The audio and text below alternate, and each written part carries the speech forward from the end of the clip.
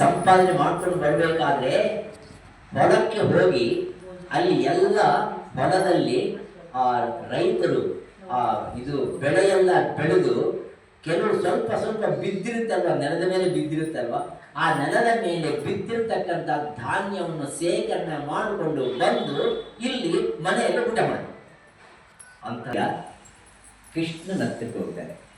ಕತೆ ನಿಮ್ಗೆ ಗೊತ್ತಿದೆ, ನಾನೇನು ಕತೆ ಜಾಸ್ತಿ ಮಾಡಲ್ಲ, ಅದರಲ್ಲಿ ಸಾರಾಂಶ ಹೇಳ್ತೇನೆ. ಆ ಕುಚೇಲ ಕೃಷ್ಣನ ಹತ್ರಕ್ಕೆ ಹೋಗ್ಬೇಕು. ಯಾತಕ್ಕೆ ಹೋಗ್ಬೇಕು?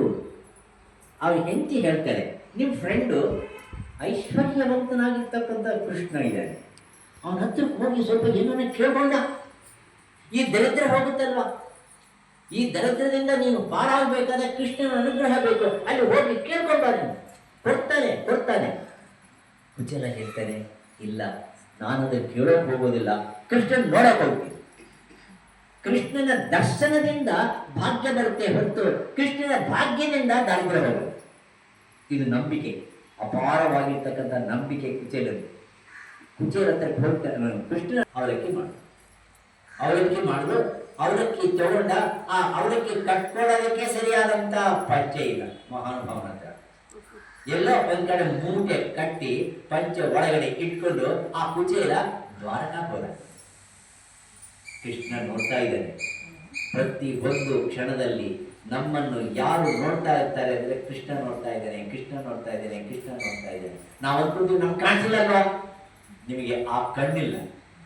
ಕೃಷ್ಣನ ನೋಡ್ತಕ್ಕಂಥ ಕಣ್ಣು ನಮಗಿದೆ. ಎಲ್ಲಿ ನೋಡಿದ್ರು ಕೃಷ್ಣ ಕಾಣಿಸ್ತಾನೆ. ಕೃಷ್ಣ ನಮ್ಮನ್ನು ನೋಡ್ತಾ ಇದ್ದಾನೆ, ಕುಚೇಲ ನೋಡ್ತಾ ಇದ್ದಾನೆ. ಬರ್ತಾ ಇದ್ದಾನೆ ಹೋದ ಕೃಷ್ಣ. ಅಲ್ಲಿ ಹೋದ್ರೆ ಆ ಕೃಷ್ಣನ ಹತ್ರಕ್ಕೆ ಹೋದ್ರೆ ಕೃಷ್ಣ ಓಡಿ ಬಂದು ಆ ಕುಚೇಲನನ್ನು ಆಹ್ವಾನ ಮಾಡಿ ಸಿಂಹಾಸನದ ಮೇಲೆ ಕೂರಿಸಿ ಅವನ ಪಾದಗಳನ್ನು ಚೆನ್ನಾಗಿ ತೊಳೆದು ಅರ್ಘ್ಯವನ್ನು ಕೊಟ್ಟು ರುಕ್ಮಿಣಿ, ಸತ್ಯಭಾಮ ಇತ್ಯಾದಿ ಮಹಾರಾಣಿಯನ್ನು ಕರೆದು ಈ ಪಾದವನ್ನು ಹಾಕ್ಕೊಡಿ. ಭಕ್ತನು ಸಿಗೋದು ಕಷ್ಟ. ಭಗವಂತನಿಗೆ ಭಕ್ತನ ದರ್ಶನ ಇರ್ತಕ್ಕಂಥ ಆ ಹಂಬಲ ಇದೆಯಲ್ವಾ, ಆ ಹಂಬಲವೇ ಆಧ್ಯಾತ್ಮಿಕತೆಯ ಹೊರತು ಅನ್ಯವಲ್ಲ. ಅಂತ ಕುಚೇಲನಿಗೆ ಕಾಲು ತೊಳೆದು ನೀರನ್ನು ಹಾಕೊಂಡು ಆ ಕುಚೇಲನಿಗೆ ವಸ್ತ್ರವನ್ನು ಕೊಟ್ಟು ಊಟವನ್ನು ಮಾಡಿ, ಏನ್ ಬೇಕು ನಿನಗೆ, ನನಗೇನ್ ತಂದಿದ್ಯಾ, ಏನ್ ತಂದಿದ್ದ? ಅದಕ್ಕೋಸ್ಕರನೇ ಅವಲಕ್ಕಿ ಕೊಟ್ಟರೆ ಬೇಡ ಅನ್ಬಾರ್ದು. 2 ಪದಾರ್ಥಗಳು ಬೇಡ ಅನ್ಬಾರ್ದಂತೆ. ಮನೆಗೆ ಹೋದ್ರೆ ಹಾಲು ಕೊಟ್ರೆ ಬೇಡ ಅನ್ಬಾರ್ದು. ಇಷ್ಟು ಹಾಲು ಕೊಟ್ರೆ ಕುಡಿಯೋದಂಗೆ. ಅದಕ್ಕೋಸ್ಕರನೇ ಹಾಲು ಕೊಟ್ರೆ ನಾವು ಹೇಳ್ತೀವಿ, ಹಾಲು ಕೊಡಿ, ಉದ್ದಣಿಯಲ್ಲಿ ಕೊಡಿ, ತೀರ್ಥ ತಗೊಂತೀವಿ ಅಂತ. ಹಾಲು ಕೊಟ್ರೆ ಅಮೃತವನ್ನ ಬೇಡ ಅಂದ್ರೆ ಮತ್ತೆ ಯಾರಾಗ್ತಾರೆ? ನೀವು ರಾಕ್ಷಸರಾಗ್ತೀರಿ. ಅಮೃತ ಕುಡಿಯೋದಾಗಿರೋ ಯಾರು? ರಾಕ್ಷಸರು. ಅದಕ್ಕೋಸ್ಕರನೇ ಅಮೃತವನ್ನು ಕೊಟ್ರೆ ಬೇಡ ಅನ್ಬಾರ್ದು, ತಗೋಬೇಕು. ಸ್ವಲ್ಪ ಆದರೂ ತಗೋಬೇಕು.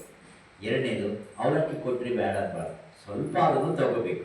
ಆ ಅವಲಕ್ಕಿ ಯಾವಾಗಾದ್ರೆ ಆ ಕುಚೇಲ ಸಂಕೋಚದಿಂದ ತೆಗೆದು ಆ ಕೃಷ್ಣನಿಗೆ ಒಂದು ಹಿಡಿ ಕೊಟ್ರೆ ಎಂತ ಸಂತೋಷದಿಂದ ಕೃಷ್ಣ ತಗೊಂಡ. ಕೃಷ್ಣ ತಗೊಂಡಿರೋ ಒಂದೇ ಒಂದು ಮತ್ತೆ ಹಿಡಿ ಅವಲಕ್ಕಿಯಿಂದ ಇಲ್ಲಿ ಏನಾಯ್ತು? ಇಲ್ಲಿ ಕುಚೇಲನ ಗ್ರಾಮದಲ್ಲಿ ಕುಚೇಲನ ಮನೆ ಸಂಪೂರ್ಣವಾಗಿ ಸುವರ್ಣಮಯವಾಯಿತು.